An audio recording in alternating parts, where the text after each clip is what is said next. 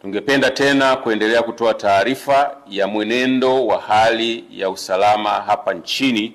kuanzia saa 12 asubuhi ya tarehe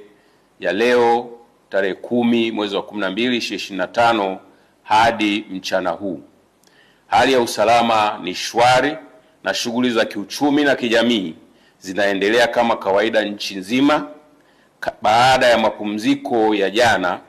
ya tarehe 9 wa 12 2025 ya sherehe za sikukuu ya uhuru wa taifa letu.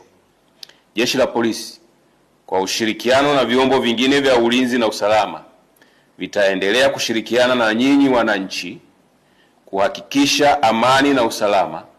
unaendelea kuimarika hapa nchini, ili hata wale wachache wenye hofu waweze kutoka waendelee na shughuli zao za kila siku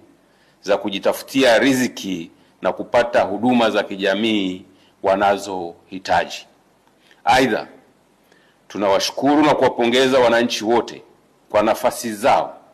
kwa namna wanavyoendelea kuwakataa na kuwapuuza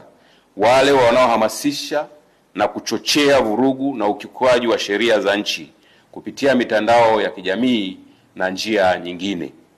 Aidha, tunatoa rai kwa kila mmoja wetu tuendelee kuungana kwa pamoja kulinda na kuimarisha amani na usalama wa taifa letu ili liendelee kuwa sehemu salama ya kuishi kwa vizazi vya sasa na vitakavyokuja.